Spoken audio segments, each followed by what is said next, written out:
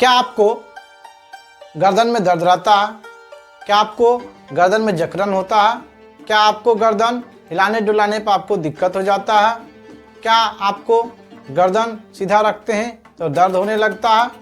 क्या आपको गर्दन में भारीपन महसूस होता है? अगर ये सब दिक्कत होता है तो यह सर्वाइकल स्पॉन्डिलोलाइटिस हो सकता है।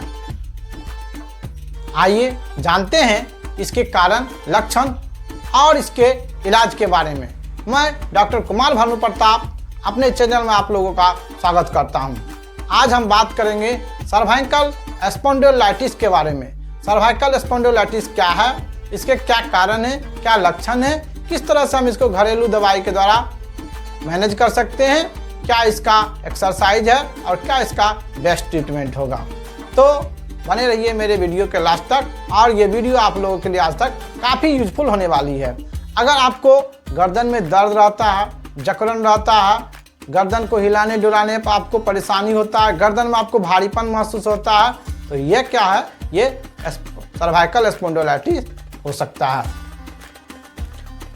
सर्वाइकल मीन्स होता है गर्दन की रीढ़ की, गर्दन की वर्टिब्रा, और स्पॉन्डिलोलाइटिस मीन्स वो सूजन। अगर हमारे सर्वाइकल बोन में सूजन हो जाए तो इसे हम लोग सर्वाइकल स्पॉन्डिलोलाइटिस कहते हैं। इसे बैक नेक पेन भी कहते हैं। सर्वाइकल स्पॉन्डिलोलाइटिस एक बहुत गंभीर समस्या है जिसमें गर्दन की हड्डियां में घिसाव या सूजन होने लगती है। या लिगामेंट के इंजरी के कारण, बैड पोस्चर के कारण, वर्टिब्रल बोन के दिक्कत के कारण या उसके डिजेनरेशन के कारण भी हो सकता है। यह मुख्य रूप से आप देखिएगा यहाँ पर जो स्टार्टिंग होता है सर्वाइकल 1, C1, C2, C3 के बीच में तथा C6 एंड C7 के बीच में होता है। यह जो दर्द है काफ़ी परेशान करने वाला दर्द होता है।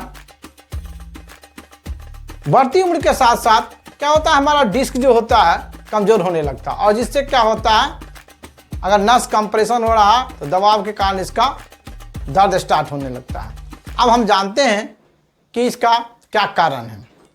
गलत तरीके से बैठना, अगर आप सीधी तरह से नहीं बैठते हैं, झुक के बैठते हैं या गर्दन को इधर करके बैठते हैं, या गलत तरीके से अगर आपका बैठने की आदत है, या टीवी देख रहे हैं तो गर्दन पर ऐसा कर रहे हैं कि जिससे इस पर प्रेशर ज़्यादा पड़ेगा, या आप झुक के देख रहे हैं या ऐसे करके देख रहे हैं, मतलब कि आपका ये गर्दन सर्वाइकल जो बोन है, वर्टिब्रल बोन, अगर इसमें इसका नॉर्मल पोजीशन अगर सीधी करके नहीं रख रहे हैं तो क्या होगा, इस पर कंप्रेशन पड़ता है, इसमें क्या हो सकता है, सूजन हो सकता है। दूसरी बात है इस बीमारी का डिस्क डिजेनरेशन।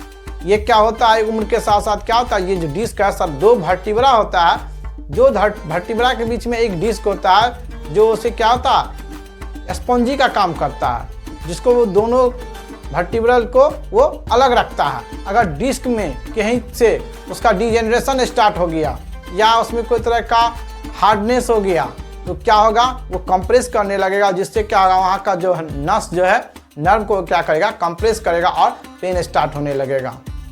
उसके बाद है अगर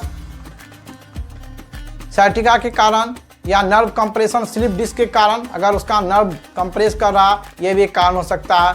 अगर आपको गर्दन में चोट लग गई है या एक्सीडेंट हो गया या किसी भी तरह का गहरा झटका अगर गर्दन में पड़ गया है, वो ये भी एक कारण हो सकता है। लाइफ स्टाइल फैक्टर, जैसे कि अगर अत्यधिक मोटापा है या आप एक्सरसाइज नहीं करते हैं, फिजिकल एक्टिविटी नहीं करते हैं, उससे भी क्या होता है, ये सर्वाइकल स्पॉन्डिलोलाइटिस हो सकता है। तो अब हम देखेंगे इसमें क्या सिम्टम्स होती है। तो मेन जो इसका सिम्टम्स देखा जाता है कि गर्दन में हमको दर्द, इसमें गर्दन में दर्द होता है, गर्दन में आप स्टिफनेस देखिएगा, जकड़न अकड़न मालूम पड़ते रहता है। कभी कभी अगर इस नर्व ज़्यादा दिक्कत में हो रहा है तो आपको सिर दर्द होने लगेगा, सिर घूमने लगेगा, वर्टिगो का प्रॉब्लम होने लगेगा, हाथ पैर या उंगली में झंझनाहट, सुन्नापन, चींटी रेंगने जैसा ऐसा भी आपको अनुभव होने लगेगा, कमजोरी और चक्कर आएगा, और लंबे समय तक अगर आप एक स्थिति में बैठे रहेंगे तो क्या होगा, आपका दर्द बढ़ जाएगा। ये जो सर्वाइकल स्पॉन्डिलोलाइटिस है, इसमें 95% अगर आपको ऐसा दिक्कत है, अगर आप सोच को कोई कह दिया है कि ऑपरेशन करना होगा, तो आप याद रखिए 95% केस में ऑपरेशन की कोई आवश्यकता नहीं होती है। अगर आपके एक्सरे में या एमआरआई के रिपोर्ट में आ रहा है इस तरह का दिक्कत, तो आपको घबराने की कोई ज़रूरत नहीं है। अगर आप देखते हैं, आप एक्सरे में देख रहे हैं कि वो मेरा जो है वहाँ का जो डिस्क है डिजेनरेशन हो गया है या नर्व कंप्रेस कर रहा है, तो प्रायः ये जो है मेडिसिन के द्वारा ये आराम से ठीक हो जाता है। इसमें उतनी घबराने की बात नहीं है। कुछ रेयर केस में ही ऑपरेशन की आवश्यकता होती है।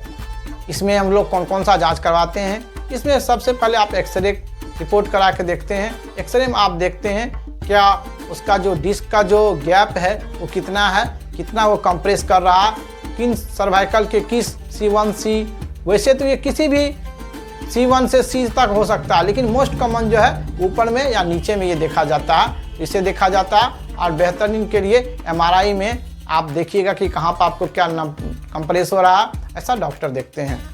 ये तो सीटी स्कैन और बेस्ट रहता है एमआरआई और एक्सरे से भी मालूम चल जाता है। अगर हम लोग इसको बात करें कि होम रेमेडी क्या है, कौन सी घरेलू चीज़ है जिसके द्वारा हम इसको मैनेज कर सकते हैं, तो सबसे बड़ी बात है कि अगर आप इसको सर्वाइकल स्पॉन्डिलोलाइटिस का प्रॉब्लम है यानी सूजन है वहाँ पर, तो आप क्या करिए, गर्म चीज़ से उसको सेक सकते हैं, आपको आराम मालूम पड़ेगा। उसके बाद क्या है, गर्दन की धीरे धीरे मालिश करिए, जिससे क्या होगा वहाँ का ब्लड सर्कुलेशन बढ़ेगा और आपको दर्द में अच्छा लगेगा। उसके बाद है मेन जो इसका मेन प्रॉब्लम जो है, अगर आप पीलो का जो यूज करते हैं, तकिया का यूज करते हैं, तो आप देखिएगा तकिया जो है आप 2.5 से 3 इंच तक का ही रहना चाहिए। और तकिया आप बहुत सॉफ्ट नहीं रखिए, क्योंकि अगर आप सॉफ्ट तकिया रखिएगा, जब आप नींद में सो जाते हैं, देखिएगा गर्दन हिलने डुलने से क्या होगा, उसका पोजीशन डिसबैलेंस हो जाता है, जिसमें तो आपको तो नींद में कोई मालूम रहता नहीं है मेरी गर्दन की स्थिति क्या है, और हो सकता है वो टेढ़ा हो गया ऐसे हो, तो ये भी एक कारण है। तो इसमें चाहिए अगर हम हार्ड तकिया रखते हैं, पीलो अगर हार्ड रखेंगे और ज़्यादा ऊंचा नहीं रखना चाहिए, तो क्या होगा, गर्दन के लेवल में रहना चाहिए। तो इससे क्या होगा, ये हमारा जो है ये अगर गर्दन घुमा भी तो वो क्या रहेगा, उसी स्तर पर रहेगा, जितनी मोटी तकिया है वहीं पर रहेगा। और अगर ज़्यादा ऊंचा तकिया रखेंगे तो हमारा क्या होगा, ये जो बोन है ये ऐसे हो जाएगा, या कम रख बिना तकिया का सोएंगे तो उससे भी क्या होगा, दिक्कत हो जाएगा। तो मेन जो इसका है जो पोस्चर, गलत तरीके से कोई भी देखते हैं कि बहुत ज़्यादा देर तक मोबाइल देख रहा है तो ऐसे करके देख रहा है, कोई अगर घूम के मूवी देख रहा है या कोई काम कर रहा है या ज़्यादा झुक के देख कर रहा या ऊपर उठने वाला ही काम कर रहा, तो ये सब जो है मेन कारण है इसका पोस्चर, बेड पोस्चर होने के कारण। तो आपको तकिया हार्ड रखना है, 3 इंची 2.5 इतने 2.5 से 3 इंची तक रख सकते हैं, और हार्ड रखिए। और ये ध्यान रखिए कि मेरा गर्दन का जो भाग है वो तकिया पर रहे। तो ये आपको ऐसा करिएगा, आपको बहुत अच्छा मालूम पड़ेगा।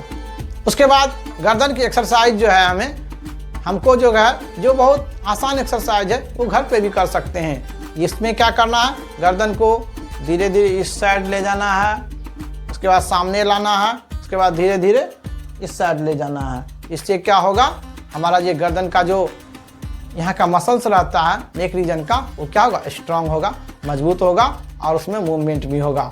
ये आपको ये एक्सरसाइज फायदा करेगा। दूसरी एक्सरसाइज है, आप गर्दन को ऐसे हिलाइए, उसके बाद धीरे लाना है, उसके बाद फिर गर्दन को ऐसे लाइए। ये 2 एक्सरसाइज। और तीसरी जो एक्सरसाइज है आपको वो करनी क्या है, गर्दन को थोड़ा सा आप जो है, अगर आपको लगता है कि इससे हमको फायदा हो रहा है, दिक्कत नहीं हो, तो थोड़ा सा गर्द सिर को ऊपर उठाइए। इससे क्या होगा, उसका जो कंप्रेशन जो पड़ रहा धीरे धीरे उसमें क्या होगा, ब्लड सर्कुलेशन और ऑक्सीजन सप्लाई होगा। आप ऐसे करिएगा तो उससे क्या होगा, जो गैप है धीरे धीरे ऊपर उठने लगेगा। ये 3 तरह की एक्सरसाइज आप कर सकते हैं, इससे आपको बहुत अच्छा फायदा मालूम होगा। उसके बाद डाइट में क्या करिएगा, आप दूध हल्दी रात को पीजिएगा, ये आपको फायदा करेगा। उसके बाद है आप धीरे धीरे सिर को जो है धीरे धीरे घुमाना है। धीरे एक बार तेजी से ऐसे ऐसे नहीं करना है, उससे क्या होगा, इसमें इंजरी होने का, स्ट्रेन मोच होने का चांस रहता है। गर्दन को जब भी उठाएं धीरे धीरे उठाएं, धीरे धीरे घुमाएं फिराएं, जिसको ऐसा दिक्कत है सर्वाइकल स्पॉन्डिलाइटिस का। उसके बाद क्या है, इसमें हमको क्या खाना चाहिए, तो सबसे पहली बात है इसमें हमें ओमेगा 3 युक्त फूड खानी चाहिए, जैसे अखरोट, अलसी, ये इसमें फायदा करेगा। उसके बाद है हमें एंटी इन्फ्लामेटरी फूड का सेवन करना चाहिए, जैसे हल्दी, अदरक, लहसुन अपने भोजन में इसका यूज जरूर करना चाहिए। उसके बाद है हड्डियों को मजबूत करने के लिए दूध, दही, पनीर, मूंगफली इसका सेवन करना चाहिए। उसके बाद है ताज़े फल और सब्जियां का सेवन करना चाहिए जो आपको सूटेबल हो, पालक, ब्रोकली, गाजर, सेब, नारंगी, बीट इसका यूज करना चाहिए। उसके बाद है ड्राई फ्रूट जैसे काजू, किशमिश, अखरोट, बादाम, इन सब चीज़ का सेवन करना चाहिए भोजन में। तो ये आप डाइट कीजिएगा तो आपको काफ़ी सुधार होगा। अब हम बात करेंगे कि सर्वाइकल स्पॉन्डिलाइटिस में हमें क्या नहीं खाना चाहिए, किस चीज़ से हमें परहेज रखना चाहिए। तो सबसे बड़ी बात है जो आप प्रोसेस्ड फूड है, डिब्बाबंद जो भी फूड है, भोजन है, उसको जो जंक फूड है उस सब चीज़ से आपको अवॉइड करना चाहिए, क्योंकि इसमें क्या रहता है, इसमें प्रिजर्वेटिव मिले रहते हैं जो आपके शरीर को काफ़ी नुकसान पहुंचाएंगे। उसके बाद है अत्यधिक नमक का सेवन नहीं करना चाहिए और अत्यधिक चीनी का भी सेवन आप नहीं करना चाहिए। नमक के जगह पर आप सेंधा नमक यूज कर सकते हैं और चीनी की जगह पर आप गुड़ का सेवन, जैगरी का सेवन यूज कर सकते हैं। उसके बाद है मैदा से बनी हुई चीज़ को नहीं खानी चाहिए।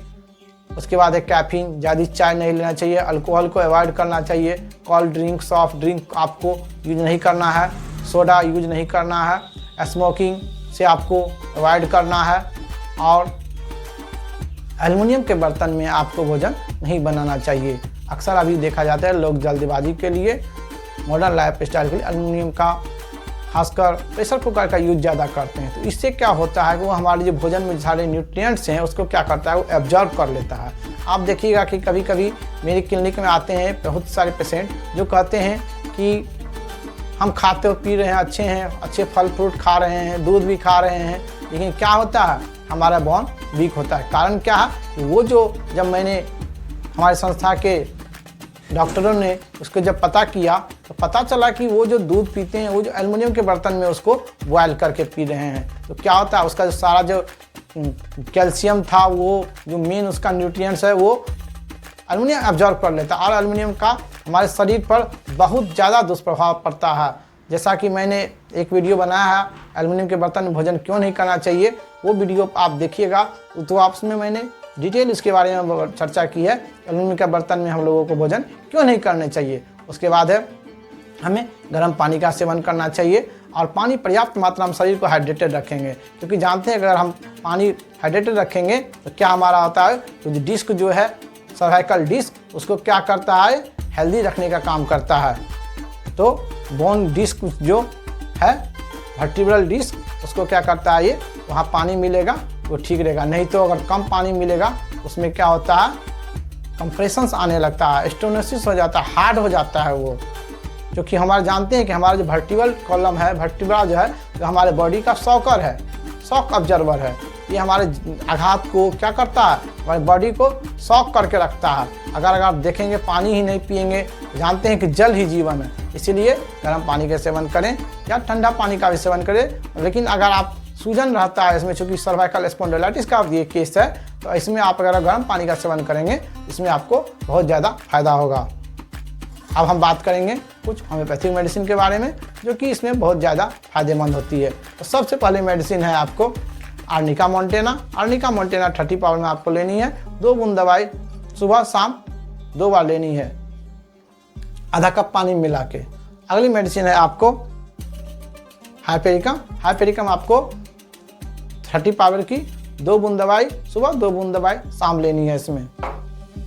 और अगली मेडिसिन है रस्टक्स। रस्टक्स भी आपको 30 पाउडर की 2 बूंद सुबह, 2 बूंद शाम लेनी है। और अगली मेडिसिन है सिम्फाइटम। सिम्फाइटम आपको ये डिस्क को हेल्दी रखने के लिए, मजबूत करने के लिए काफ़ी अच्छी मेडिसिन होती है। इसको 200 पाउडर की 2 बूंद दवाई सुबह, 2 बूंद दवाई शाम, आधा कप पानी में लेते हैं। उसके बाद है आपको एस्पाजेलिया 200 की। अगर आपको बायां साइड में दिक्कत है, बायां साइड के गर्दन में दिक्कत है, जकड़न है, तो उसमें ये आपको बहुत अच्छी फायदेमंद करती है।